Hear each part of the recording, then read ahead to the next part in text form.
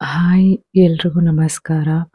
ತುಂಬ ಸ್ಲೋ ಆಗಿ ಮಾತಾಡ್ತಾ ಇದ್ದೀನಿ ಬಿಕಾಸ್ ಎಲ್ಲರೂ ಮಲಗಿದ್ದಾರೆ. ನಾನು ಆಗಲೇ ತೋರಿಸ್ದಾಗೆ 2 ಗಂಟೆ ಆಗ್ತಾ ಇದೆ. ಏನಪ್ಪ ನವರಾತ್ರಿ ಅಲ್ಲ ಏನೂ ಅಲ್ಲ 2 ಗಂಟೆಗೆ ಎದ್ದಿದ್ದೀರಾ ಅಂತ ಯೋಚನೆ ಮಾಡ್ತಿರ್ಬೋದು ನೀವೆಲ್ಲ.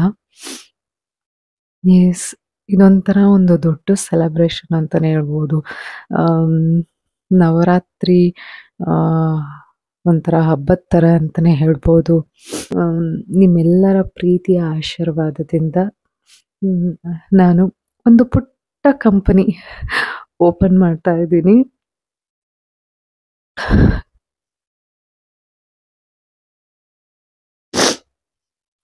ಇಲ್ಲ, ಬಿಕಾಸ್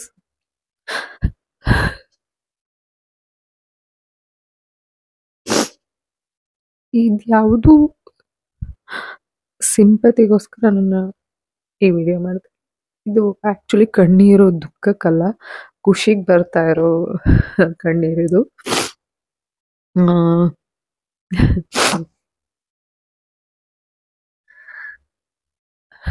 ಏನಕ್ಕೆ ಅಂದರೆ, ಒಂದು ನಿಮಿಷ.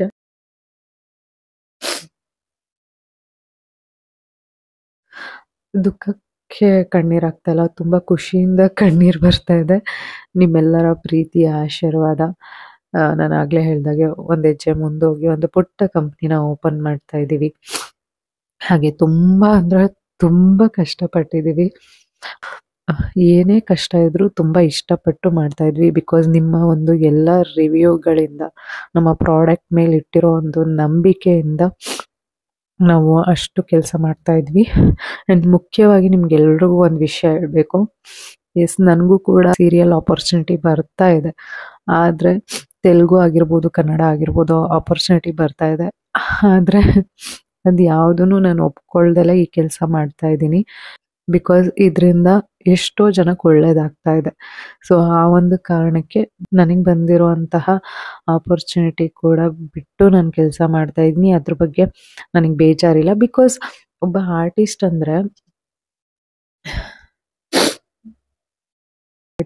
ಅವರು ತೆರೆ ಮೇಲೆ ಇರೋದಕ್ಕೆ ತುಂಬ ಇಷ್ಟಪಡ್ತಾರೆ. ಅದರಲ್ಲಿ ನಾನು ಒಬ್ಬಳು ಕೂಡ ಸ್ಕ್ರೀನ್ ಮೇಲೆ ಕಾಣಿಸ್ಕೊಳ್ಬೇಕು ಅಂತಲೇ ತುಂಬ ಇಷ್ಟ. ಆದರೆ ಒಂದು ಕಡೆ ಇದು, ಒಂದು ಕಡೆ ಕಂಪನಿ ಬಿಸ್ನೆಸ್ ಸ್ಟಾರ್ಟ್ ಆಗಿಬಿಟ್ಟಿದೆ. ನಾನು ಬಿಸ್ನೆಸ್ ಮೈಂಡಲ್ಲಿ ಸ್ಟಾರ್ಟ್ ಮಾಡಲಿಲ್ಲ. ನನ್ನ ವಿಡಿಯೋ ನೋಡಿದವ್ರಿಗೆ ನಿಮ್ಗೆಲ್ರಿಗೂ ಗೊತ್ತಿರುತ್ತೆ ಯಾವ ರೀತಿ ನಾನು ಯೂಟ್ಯೂಬ್ ಸ್ಟಾರ್ಟ್ ಮಾಡಿದ್ದು, ಅದು ಹೇಗೆ ಆರ್ಡ್ರ್ ಬಂದಿದ್ದೆಲ್ಲ ನಿಮಗೆ ಗೊತ್ತಿರುತ್ತೆ. ಒಬ್ರಿಗೆ ಹೆಲ್ಪ್ ಆಗಲಿ, ಕರ್ಮ ರಿಟರ್ನ್ಸ್ ಅನ್ನೋದನ್ನು ನಾನು ತುಂಬ ನಂಬ್ತೀನಿ. ನಾವು ಏನೇ ಒಳ್ಳೆಯದೇ ಮಾಡಿರಲಿ ಕೆಟ್ಟದೇ ಮಾಡಿರಲಿ ಅದು ನಮಗೆ ವಾಪಸ್ ಬಂದೇ ಬರುತ್ತೆ. ಸೊ ನಾನು ನಿಜವಾಗ್ಲೂ ನನ್ನ ಬಿಸ್ನೆಸ್ ಮೈಂಡಲ್ಲಿ ನಾನು ಇದಿಟ್ಕೊಂಡಿರಲಿಲ್ಲ. ಒಂದು ಒಳ್ಳೆ ಮನಸ್ಸಿಂದ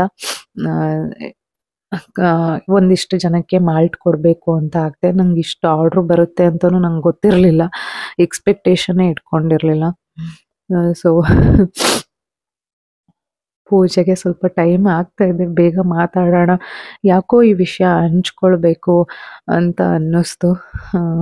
ಈಗ ಇಲ್ಲೂ ಮನೇಲೂ ಪೂಜೆ ಮಾಡಿ, ಆ್ಯಂಡ್ ಕೆಳಗಡೆ ಫಸ್ಟ್ ಆಫೀಸ್ ನೀವು ನೋಡೇ ಇರ್ತೀರ, ಆ ಆಫೀಸ್ ಪೂಜೆ ಮಾಡಿ ಈಗ ಹೊಸ ಆಫೀಸ್ ಪೂಜೆ ಹಾಲುಕ್ಸ್ಬೇಕು. ಸೊ ಅಷ್ಟು ಕೆಲಸ ಇದೆ. ಆದರೂ ಏನೋ ತುಂಬ ಖುಷಿ. ಹಾಗೆ ಒಂಥರ ಏನು ಹೇಳ್ತಾರೆ, ನಿಮ್ಮೆಲ್ಲರ ಪ್ರೀತಿಯ ಅಭಿಮಾನ, ನಮ್ಮ ಪ್ರಾಡಕ್ಟ್ ಮೇಲೆ ಇಟ್ಟಿರೋ ನಂಬಿಕೆ, ಇದೆಲ್ಲ ಸೇರಿ ನಾನು ತುಂಬ ಎಮೋಷ್ನಲ್ ಆಗಿಬಿಟ್ಟೆ. ನನ್ನ ಮನಸ್ಸಲ್ಲಿರೋದಿಷ್ಟೇ, ದುಡ್ಡು ಮಾಡಬೇಕು, ಒಂದೇ ದಿನದಲ್ಲಿ ಕೋಟ್ಯಾಧಿಪತಿ ಆಗಬೇಕು ಅನ್ನೋ ಕನಸು. ನಾನು ಒಂದೊತ್ತು ಊಟ ಇಲ್ದಾಗ್ಲೂ ನಾನು ಅದ್ರ ಬಗ್ಗೆ ಯೋಚನೆ ಮಾಡಿಲ್ಲ. ಆ್ಯಂಡ್ ಇವಾಗ್ಲೂ ಕೂಡ ನಾನು ಯೋಚನೆ ಮಾಡಲ್ಲ. ನಂದು ಯಾವಾಗಲೂ ಥಿಂಕಿಂಗ್ ಏನಂದರೆ, ನಾನು ಯಾವುದೇ ಕೆಲಸದಲ್ಲಾಗಲಿ ಮೊದಲಿಂದನೂ ಅಷ್ಟೇ, ನಾನು ಬೆಸ್ಟ್ ಮಾಡಬೇಕು. ನನ್ನ ಕೆಲಸ ಸಕ್ಸಸ್ ಆಗುತ್ತೋ ಬಿಡುತ್ತೋ ಗೊತ್ತಿಲ್ಲ, ಆದರೆ ನಾನು 100% ನಾನು ಚೆನ್ನಾಗಿ ಆ ಕೆಲಸ ಮಾಡಬೇಕು ಅನ್ನೋದೇ ನಾನು ಮೊದಲಿಂದನೂ ಅಂದ್ಕೊಂಡಿರೋ. ನಾನು ಕೆಲಸ ಮಾಡ್ತೀನಿ, ಭಗವಂತ ಪ್ರತಿಫಲ ಕೊಡೋದು ಬಿಡೋದು ಅವನ ಕೈಯಲ್ಲಿರುತ್ತೆ. ಸೊ ಹಾಗೆ ನಾನು ರೋಡಲ್ಲಿ ಒಂದು ಕಡಲೆಕಾಯಿ ಮಾರು ಅಂದರೂ ಮಾಡಿಬಿಡ್ತೀನಿ. ನನಗೆ ಯಾವುದೇ ಮುಜುಗರ ಇಲ್ಲ, ಏನೂ ಇಲ್ಲ. 10 ರೂಪಾಯಿ ಇದ್ರೂ ಜೀವನ ಮಾಡ್ತೀನಿ, 100 ರೂಪಾಯಿ ಇದ್ರೂ ಜೀವನ ಮಾಡ್ತೀನಿ. ನನಗೆ ಆಡಂಬರ ಜೀವನ ಏನು ಅಷ್ಟು ಇಷ್ಟ ಇಲ್ಲ. ದೇವ್ರು ಹೆಂಗೆ ಕೊಡ್ತಾನೋ ಹಾಗೆ ಬದುಕ್ತೀನಿ ನಾನು. ಹಂಗಿದ್ರು ಬದುಕ್ತೀನಿ, ಹಿಂಗಿದ್ರು ಬದುಕ್ತೀನಿ. ಸೊ ಇದಿಷ್ಟು ಹೇಳ್ಬೇಕಾಗಿತ್ತು. ತುಂಬ ಎಮೋಷ್ನಲ್ ಆಗಿ ನನ್ನ ಲೈಫ್ ಸ್ಟೋರಿನೇ ತುಂಬ ಇದೆ. ಖಂಡಿತ ಇದು ನನ್ನ ಲೈಫ್ ಸ್ಟೋರಿ ನಿಮ್ಗೆ ಇನ್ಸ್ಪೈರ್ ಆಗುತ್ತೆ ಅಂದರೆ ಕಮೆಂಟ್ ಮಾಡಿ. ಡೆಫಿನೆಟ್ಲಿ ನನ್ನ ಲೈಫ್ ಸ್ಟೋರಿನ ನಿಮ್ಮ ಜೊತೆ ಶೇರ್ ಮಾಡ್ಕೊಳ್ಳೋದಕ್ಕೆ ಇಷ್ಟಪಡ್ತೀನಿ. ಏಕೆಂದರೆ ಹೇಳ್ತಾರಲ್ಲ, ಯಾರ ಹತ್ರನೂ ನಮ್ಮ ಜೀವನದಲ್ಲಿ ಏನು ನಡೆದಿದೆ ಅದೆಲ್ಲ ಹೇಳ್ಬಾರ್ದು, ಹಂಗೆ ಹೆಂಗೆ ಅಂತ ನಾನು ಹಂಗೇನೆ ಎಲ್ಲನೂ ಹಂಗೆ ಇಟ್ಕೊಂಡಿದ್ದೀನಿ. ಬಟ್ ಇಷ್ಟು ಜನಕ್ಕೆ ಇನ್ಸ್ಪೈರ್ ಆಗ್ಬೋದು. ಒಂದಿಷ್ಟು ಜನ ಇಷ್ಟು ಕಷ್ಟ ಇರುತ್ತಾ ಅಂದರೆ, ಈಗ ನಾವು ಹೇಗೆ ಅಂದರೆ ನಮ್ಮ ಲೈಫಲ್ಲಿ ಒಬ್ರು ಕಷ್ಟ ನೋಡಿ ಅವ್ರಿಗಿನ ಬೆಟರಾಗಿ ನಾವು ಇದೀವಪ್ಪ, ಪರವಾಗಿಲ್ಲ ಅಂತ ಅನ್ಕೊಳ್ಬೇಕೆ ಹೊರತು ಇನ್ನೊಬ್ರು ಚೆನ್ನಾಗಿರೋದನ್ನ ನೋಡಿ ನಾವು ಅವ್ರ ಥರ ಇಲ್ಲ ಅಂತ ಅನ್ಕೊಳ್ಬಾರ್ದು. ಸೊ ನನ್ನ ಲೈಫಲ್ಲೂ ಕೂಡ ಅಷ್ಟೆ, ಎಷ್ಟೇ ಕಷ್ಟ ಇದ್ರು ನನಗಿಂತ ಕೆಳಗಿರೋರ್ನ ನೋಡಿ ಅವ್ರಿಗಿಂತ ದೇವ್ರು ನಮ್ಮನ್ನ ಇಷ್ಟ ಆದ್ರೂ ಚೆನ್ನಾಗಿಟ್ಟಿದಾನಲ್ಲ ಅಂತ ಇದುವರೆಗೂ ನಾನು ಅನ್ಕೊಂಡು ಬಂದಿರೋದು. ಮಾತಾಡ್ತಾ ಹೋದ್ರೆ ತುಂಬ ಟೈಮ್ ಹೋಗ್ತಾ ಹೋಗುತ್ತೆ. ಬನ್ನಿ ನೋಡಿ ನನ್ನ ನ್ಯೂ ಆಫೀಸ್ ಹೇಗಿದೆ. ಇಷ್ಟೆಲ್ಲ ಕಷ್ಟಪಟ್ಟು ಇನ್ನೊಂದು ಹೆಜ್ಜೆನ ಇಡ್ತಾ ಇದ್ದೀವಿ. ಅದಕ್ಕೆ ಖಂಡಿತವಾಗ್ಲೂ ನಿಮ್ಮೆಲ್ಲರ ಪ್ರೀತಿ ಆಶೀರ್ವಾದ ಬೇಕೇ ಬೇಕು. ಸಿಗುತ್ತೆ ಅಂತ, ಇನ್ನು ಮುಂದೆನೂ ಕೂಡ ಸಿಗುತ್ತೆ ಅಂತ ಅನ್ಕೊಳ್ತೀನಿ. ನಾನು ನಂಬಿರುವಂತಹ ಭಗವದ್ಗೀತೆಗಳು ನನ್ನ ಜೀವನದಲ್ಲಿ ಇಷ್ಟು ಇಂಪ್ಯಾಕ್ಟ್ ಆಗುತ್ತೆ ಅಂತ ನಾನು ಅನ್ಕೊಂಡೇ ಇರಲಿಲ್ಲ. ಆ್ಯಂಡ್ ಎಲ್ರಿಗೂ once again thank you so much.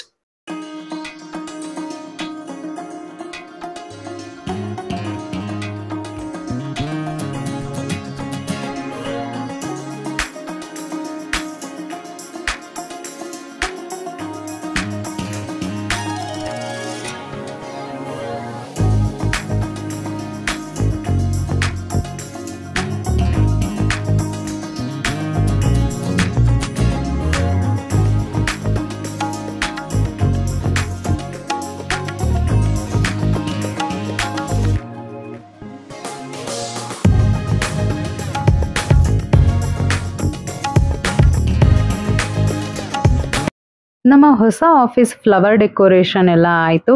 ಹಾಗೆ ಒಳಗಡೆ ಬಲೂನ್ ಡೆಕೋರೇಷನ್ ಮಾಡ್ತಾ ಇದ್ರು. ಬಲೂನ್ ಡೆಕೋರೇಟ್ ಕೂಡ ನಾವು ಯಾವ ರೀತಿಯಾಗಿ ಡೆಕೋರೇಷನ್ ಮಾಡಬೇಕು ಅಂತ ಹೇಳ್ತಾ ಇದ್ವಿ, ಅದೇ ರೀತಿಯಾಗಿ ಡೆಕೋರೇಷನ್ ಮಾಡ್ತಾ ಇದ್ರು. ತುಂಬ ನೀಟಾಗಿ ಆ್ಯಂಡ್ ಕ್ಲಾಸಿಯಾಗಿ ಮಾಡಿಕೊಟ್ಟಿದ್ರು ಡೆಕೋರೇಷನು. ತುಂಬಾ ಇಷ್ಟ ಆಯಿತು. ಆ್ಯಂಡ್ ಇದೆಲ್ಲ ಮುಗಿಯೋದ್ರೊಳಗಡೆ 11:30 12 o'clock ಆಗಿತ್ತು.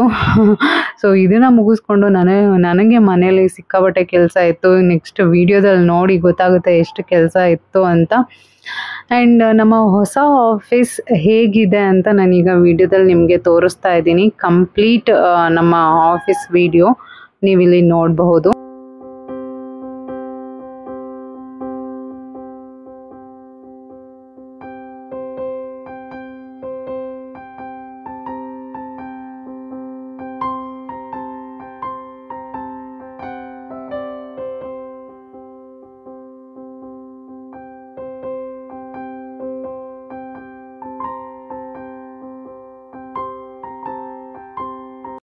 ನಾವು ಈ ಹೊಸ ಆಫೀಸ್ ಮಾಡಿದ ಉದ್ದೇಶನೇ ಇನ್ನ ಹೈಜಿನಿಕ್ ಆಗಿ ನಮ್ಮ ಕಡೆಯಿಂದ ಇನ್ನ ಬೆಸ್ಟ್ ಪ್ರಾಡಕ್ಟ್ನ ಕೊಡಬೇಕು ಅನ್ನೋ ಒಂದು ಉದ್ದೇಶದಿಂದ ಇಷ್ಟು ವಿಶಾಲವಾದಂತಹ ಒಂದು ಆಫೀಸ್ನ ರೆಡಿ ಮಾಡಿಸ್ಕೊಂಡಿದ್ದೀವಿ. ಹೇಗಿದೆ ಅಂತ ಕಮೆಂಟ್ ಮಾಡಿ ತಿಳಿಸಿ. ನಮ್ಮ ಹೊಸ ಆಫೀಸ್ ಹಾಲುಗ್ಸೋದಕ್ಕಿಂತ ಮುಂಚೆ ನಮ್ಮ ಮಾಲ್ಟ್ ಜರ್ನಿ ಬಗ್ಗೆ ನಾನು ಹೇಳಲೇಬೇಕು. ಈ ರೀತಿಯಾಗಿ ಪುಟ್ಟದಾಗಿ ಸ್ಟಾರ್ಟ್ ಆದಂತಹ ಮಾಲ್ಟ್ ಈ ಜರ್ನಿಯು ಅಂತೂ ಬ್ಯೂಟಿಫುಲ್ ಆಗಿತ್ತು. ಪ್ರತಿಯೊಂದು ಆರ್ಡರ್ ಕೂಡ ಬರುವಾಗ ನನಗೆ ಎಕ್ಸೈಟ್ಮೆಂಟ್ ಇತ್ತು.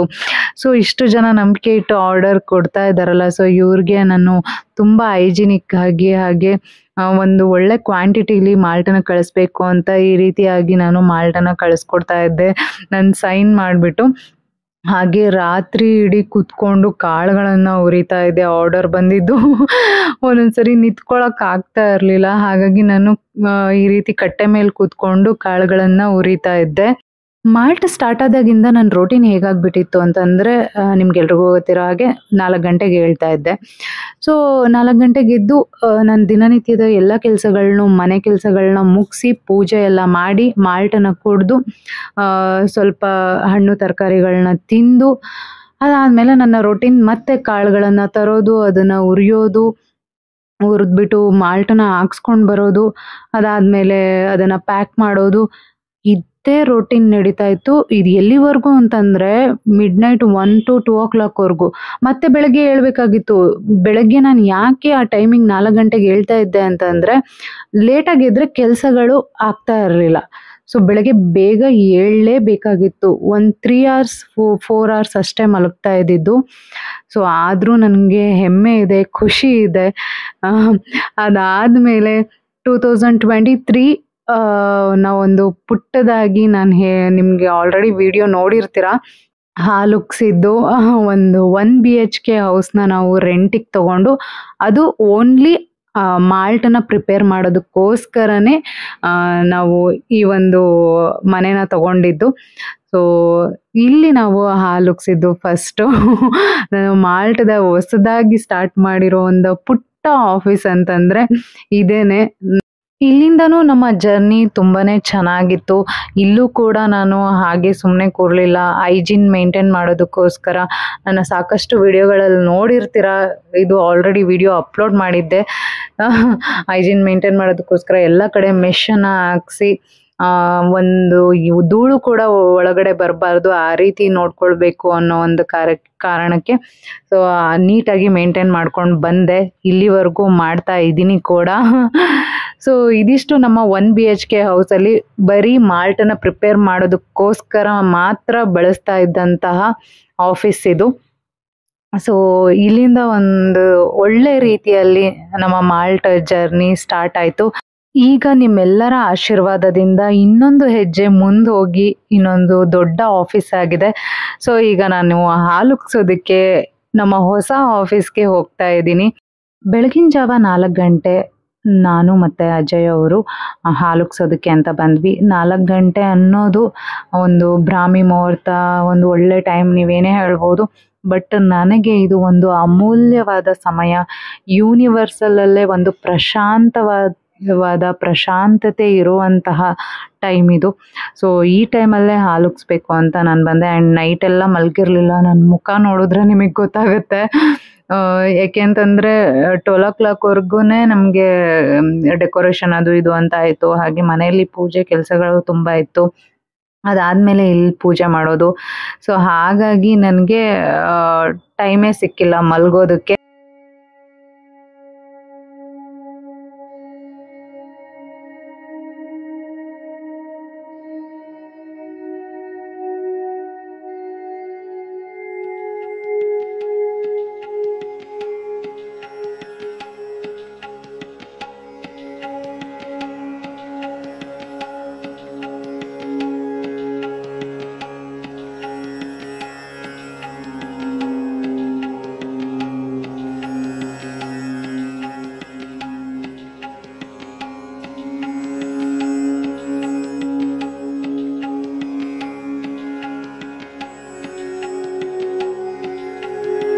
ಟೂ 2025 ಭಗವಂತ ನಮಗೆ ಇನ್ನೊಂದು ಒಳ್ಳೆ ಅವಕಾಶವನ್ನು ಕೊಟ್ಟಿದ್ದಾನೆ.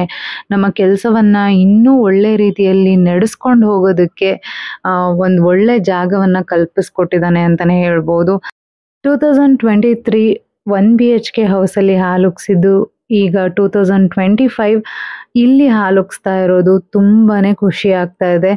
ನಿಜವಾಗ್ಲೂ ನಾವು ಒಂದು ಒಳ್ಳೆ ರೀತಿಯಲ್ಲಿ ಕೆಲಸ ಮಾಡ್ಕೊಂಡು ಹೋದರೆ ಭಗವಂತ ನಮ್ಮ ಬೆನ್ನ ಹಿಂದೆ ಇದ್ದೇ ಇರ್ತಾನೆ ಅಂತ ನಾನು ನಂಬ್ತೀನಿ. ಮಾಡೋ ಕೆಲಸದಲ್ಲಿ ಶ್ರದ್ಧೆ, ಭಕ್ತಿ ಹಾಗೂ ಭಯ ಎಲ್ಲನೂ ಇರಬೇಕು. ಭಯ ಇದ್ರೇನೆ ನಾವು ಮಾಡೋ ಕೆಲಸದಲ್ಲಿ ತಪ್ಪಾಗಲ್ಲ ಅಂತ ನಾನು ಅಂದ್ಕೊಳ್ತೀನಿ. ಕೆಲವೊಂದ್ಸತಿ ನಾವು ಭಯ ಪಡಬಾರ್ದು ಅಂತೀವಿ. ಇಲ್ಲ, ನಾವು ಗುರು ಹಿರಿಯರನ್ನು ನೋಡಿದ್ರೆ ಭಯ ಇರುತ್ತೆ ಅಲ್ವಾ. ಸೊ ಆ ಒಂದು ಭಯ ನಾವು ಮಾಡೋ ಕೆಲಸದಲ್ಲೂ ಇರಬೇಕು. ತಪ್ಪಾಗಬಾರ್ದು ಅನ್ನೋ ಭಯ ಇರಬೇಕೇ ಹೊರತು ಯಾವುದೇ ರೀತಿ ನಾನು ಹೇಳ್ತಾ ಇಲ್ಲ. ಸೊ ಆ ಒಂದು ಭಯ ನಮ್ಮ ಮನೇಲಿ ಎಲ್ರಿಗೂ ಇದೆ ಅಂತಲೇ ಹೇಳ್ಬೋದು. ನಮ್ಮ ಹೊಸ ಆಫೀಸಿಂದ ಬರೀ ಇದು ಒಂದೇ ಪ್ರಾಡಕ್ಟ್ ಅಲ್ಲ, ಇನ್ನು ಮುಂದಿನ ದಿನಗಳಲ್ಲಿ ನಿಮಗೆ ಉಪಯುಕ್ತವಾಗುವಂತಹ ಇನ್ನು ಅನೇಕ ಪ್ರಾಡಕ್ಟ್ಗಳು ಖಂಡಿತ ನನ್ನ ಕೈಲಿ ಎಷ್ಟು ಬೆಸ್ಟಾಗಿ ಕೊಡ್ಬೋದೋ ಆ ರೀತಿಯಾಗಿ ನಾನು ಮುಂದಿನ ದಿನಗಳಲ್ಲಿ ನಿಮಗೆ ಕೊಟ್ಟೇ ಕೊಡ್ತೀನಿ ಅಂತ ಪ್ರಾಮಿಸ್ ಮಾಡ್ತೀನಿ. 1 BHK ಹೌಸಲ್ಲಿ ಮಾಲ್ಟನ್ನು ಪ್ರಿಪೇರ್ ಮಾಡೋದಕ್ಕೆ ಜಾಗ ಸಾಕಾಗ್ತಾ ಇತ್ತು. ಸೊ ಹಾಗಾಗಿ ಬೇರೆ ಬೇರೆ ಪ್ರಾಡಕ್ಟ್ಗಳನ್ನ ಮಾಡೋದಕ್ಕೆ ಜಾಗ ಇರಲಿಲ್ಲ. ಬಟ್ ಇಲ್ಲಿ ಜಾಗ ಇದೆ. ಸೊ ಹಾಗಾಗಿ ಇನ್ನು ಉಪಯುಕ್ತವಾದಂತಹ ಪ್ರಾಡಕ್ಟ್ಗಳು ಖಂಡಿತ ಮುಂದಿನ ದಿನಗಳಲ್ಲಿ ಬಂದೇ ಬರುತ್ತೆ. ಹಾಗೆ ಯಾವ ರೀತಿಯಾದಂತಹ ಪ್ರಾಡಕ್ಟ್ಗಳು ಮಾಡಿದ್ರೆ ನಿಮಗೆ ಉಪಯೋಗ ಆಗುತ್ತೆ ಅಂತ ನನಗೆ ಕಮೆಂಟ್ ಮಾಡಿ ತಿಳಿಸಿ. ಖಂಡಿತ ನನಗೆ ಅದು ಗೊತ್ತಿದ್ದರೆ ಡೆಫಿನೆಟ್ಲಿ ನಾನು ಅದನ್ನು ಮಾಡೇ ಮಾಡ್ತೀನಿ. ಬೆಳಗ್ಗೆ 4 ಗಂಟೆಗೆ ಹಾಲು ಆದಮೇಲೆ ಇಲ್ಲಿ ಗಣಹೋಮ ಹಾಗೆ ನವಗ್ರಹ ಪೂಜನ ಮಾಡ್ತಾ ಇದ್ದೀವಿ. ಓಂ ಶ್ರೀ ವಿಘ್ನೇಶ್ವರಾಯ ನಮಃ. ವಕ್ರತುಂಡ ಮಹಾಕಾಯ ಸೂರ್ಯಕೋಟಿ ಸಮಪ್ರಭ ನಿರ್ವಿಘ್ನಂ ಕುರುಮೇ ದೇವ ಸರ್ವಕಾರ್ಯೇಷು ಸರ್ವದಾ. ಓಂ ಶ್ರೀ ನವಗ್ರಹ ದೇವತೋಭ್ಯಂ ನಮಃ. ಬ್ರಹ್ಮ ಮುರಾರಿ ಸ್ತ್ರೀ ಪುರಾಂತಕಾರಿ ಭಾನುಶಶಿ ಭೂಮಿಸುತೋ ಬುಧತ್ವ ಗುರು ಶುಕ್ರ ಶನಿ ರಾಹು ಕೇತುವೆ ಕುರ್ವಂತು ಸರ್ವಮಂಗಳಂ ಸದಾ. ಕೃಷ್ಣಾಯ ವಾಸುದೇವಾಯ ಹರಹೇ ಪರಮಾತ್ಮನೆ ಪ್ರಣತ ಕ್ಲೇಶನಾಶಾಯ ಗೋವಿಂದಾಯ ನಮೋ ನಮಃ. ಹರೇ ಕೃಷ್ಣ ಕೃಷ್ಣ ಕೃಷ್ಣ ಹರೇ ಹರೇ, ಹರೇ ರಾಮ ರಾಮ ರಾಮ ಹರೇ ಹರೇ. ನಾನು ಸಾಕಷ್ಟು ಮಂತ್ರಗಳನ್ನ ಹೇಳ್ತಾ ಇರ್ತೀನಿ, ಆದರೆ ಹರೇ ಕೃಷ್ಣ ಮಂತ್ರವನ್ನು ಯಾವಾಗಲೂ ಜಪ ಮಾಡ್ತಾ ಇರ್ತೀನಿ.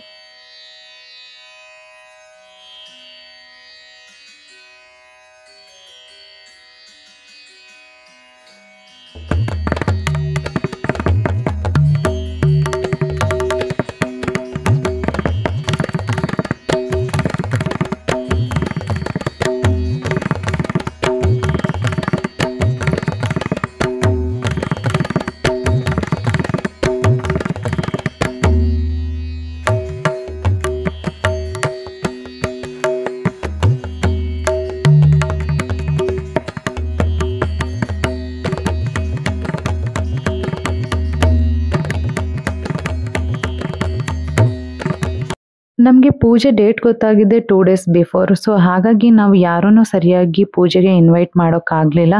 ಹಾಗೆ ನನಗೂ ಕೂಡ ಅಷ್ಟೊಂದು ಫ್ರೆಂಡ್ಸ್ ಗ್ರೂಪ್ ಇಲ್ಲ, ಇರೋದೇ ಒಂದು 4-5 ಜನ. ನನಗೆ ಜೆನ್ಯೂನ್ ಆಗಿರೋರನ್ನ ಮಾತ್ರ ನಾನು ಕರೆಯೋದು. ಸೊ ಹಾಗಾಗಿ ಮನೆ ಸುತ್ತಮುತ್ತ ಇರೋರನ್ನ ಮಾತ್ರ ಕರೆದು ಪೂಜೆನ ಮಾಡಿದ್ವಿ.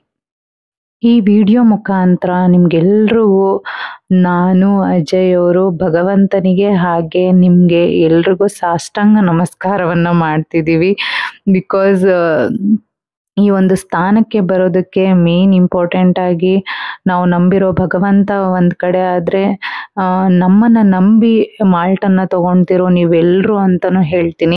ನಮ್ಮ ಯೂಟ್ಯೂಬ್ ಫ್ಯಾಮಿಲಿ ಹಾಗೂ ನಮ್ಮ ಮಾಲ್ಟನ್ನು ತಗೊಳ್ತಾ ಇರೋರು ಎಲ್ರಿಗೂ ತುಂಬ ಹೃದಯದ ಧನ್ಯವಾದಗಳು. ನಿಮ್ಮ ಪ್ರೀತಿ ಮತ್ತು ಆಶೀರ್ವಾದ ಸದಾ ನಮ್ಮ ಮೇಲೆ ಹೀಗೆ ಇರಲಿ ಅಂತ ಈ ವಿಡಿಯೋ ಮುಖಾಂತರ ಕೇಳ್ಕೊಳ್ತೀವಿ.